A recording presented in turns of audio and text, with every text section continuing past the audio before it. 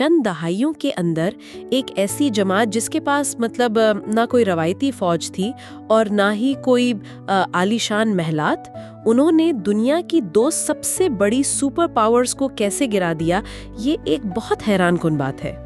بالکل، بہت حیران کن ہے، اور اس سے بھی زیادہ دلچسپ بات یہ ہے کہ جن اصولوں پر یہ پوری تحریک کھڑی ہوئی تھی نا، بعد میں وہی اصول اس کے لیے ایک بہت بڑا چیلنج بن گئے۔ ہاں، اور انہیں پھر بچاؤ کے لیے اپنے وہ بنیادی اصول بدلنے ہی پڑے۔ تو چلیں آج اسی موضوع کا ایک تفصیلی جائزہ لیتے ہیں۔ آج کے ہمارے اس جائزے کی بنیاد فلپی گیٹی کی بہت ہی مشہور کتاب the history of the Arabs کا تیسرا حصہ ہے، جو خلافت راشدہ اور بنو امیہ کے دور پر روشنی ڈالتا ہے۔ صحیح، ہٹی کا کام اس لحاظ سے بہت شاندار ہے کہ وہ صرف تاریخ کی ایک ٹائم لائن نہیں دیتے، وہ باقاعدہ وہ مشینری سمجھاتے ہیں کہ ایک مذہبی تحریک محض چند سالوں میں اتنی تیزی سے ایک موروثی بادشاہت میں کیسے تبدیل ہو گئی۔ بالکل، اور ہمارا مقصد بھی یہی ہے کہ اس زبردست سیاسی اور سماجی تبدیلی کو سمجھا جائے۔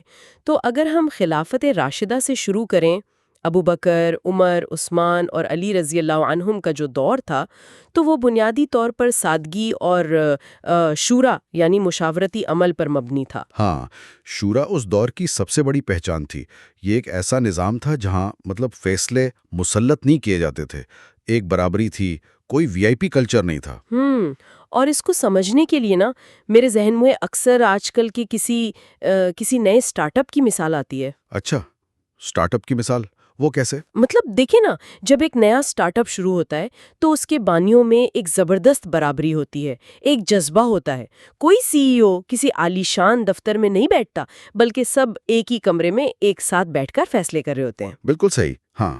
اور ہسٹری بھی یہی بتاتی ہے کہ ابتدائی خلفاء کی زندگی بالکل عام لوگوں جیسی تھی، کوئی پہرے دار نہیں تھے، کوئی بھی شخص سیدھا جا کر خلیفہ سے سوال کر سکتا تھا۔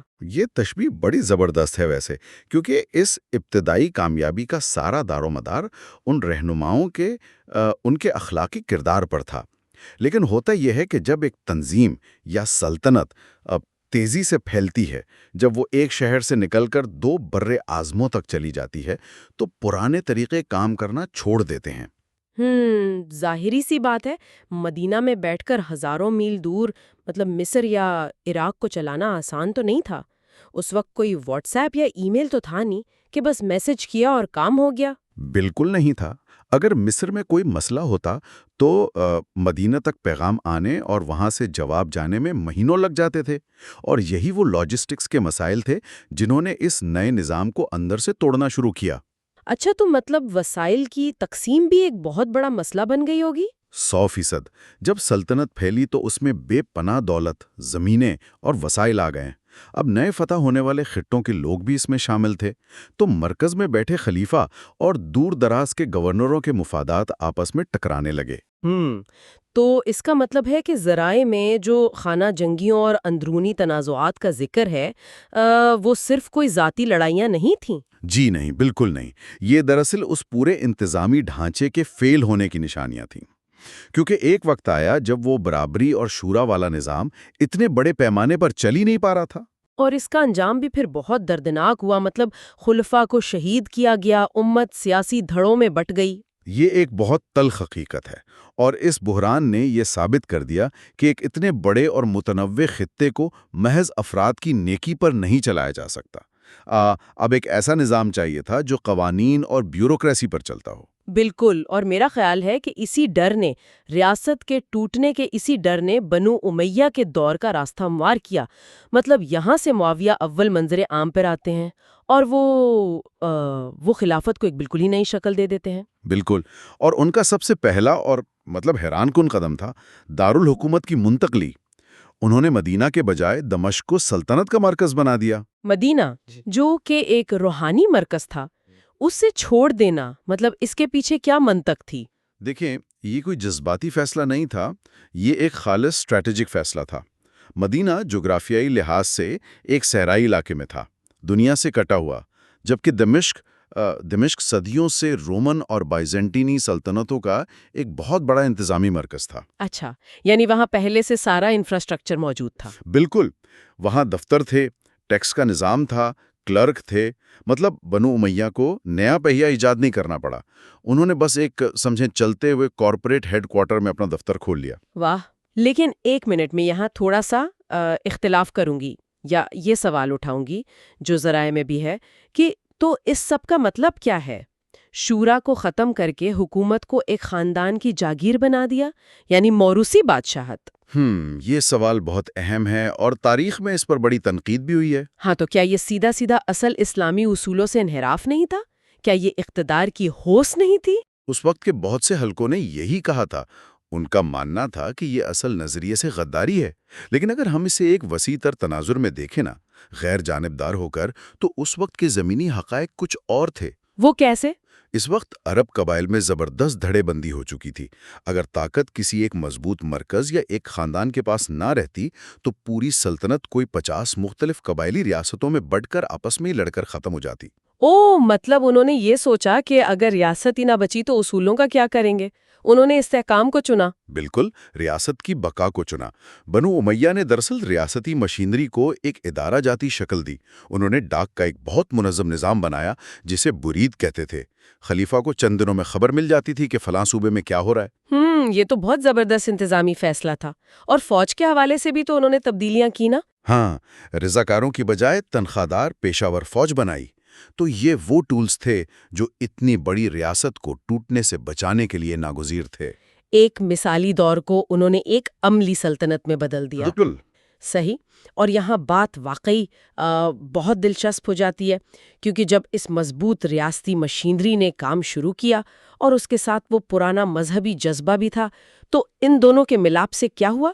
فتوحات کا ایک ایسا طوفان آیا جس نے نقشہ ہی بدل دیا۔ بالکل، اور کیا پھیلاؤ تھا وہ! مغرب میں اسپین یعنی اندلس کے ساحلوں سے لے کر مشرق میں ہندوستان اور وسطی ایشیا تک اتنی تیزی سے کسی سلطنت کا پھیلاؤ تاریخ میں شاذ و نادر ہی ملتا ہے۔ واقعی۔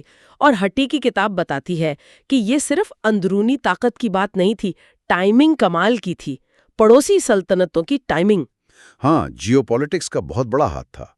بازنطینی اور پارسی یعنی ساسانی سلطنتیں وہ کوئی چھوٹی طاقتیں تو نہیں تھیں، سپر پاورز تھی وہ۔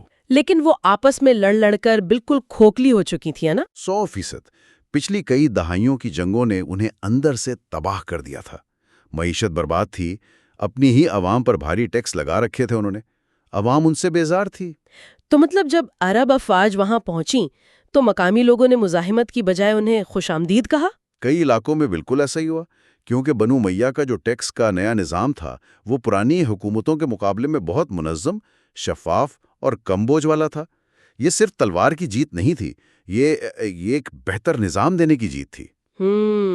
اور یہ صرف زمینوں پر قبضہ تھوڑی تھا۔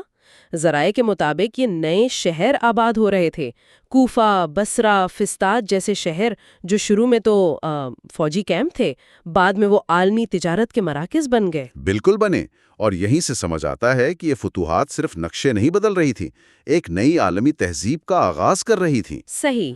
چینی، ہندوستانی، ایرانی اور یونانی ثقافتیں اب ایک ہی بڑی سیاسی چھتری کے نیچے تھیں۔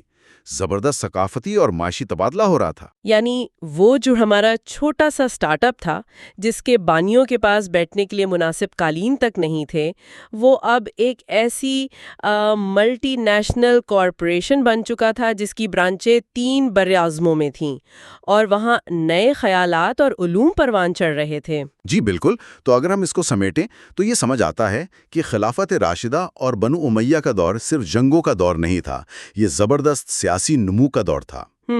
خلافت راشدہ نے اخلاقی اور اصولی بنیادیں تھیں۔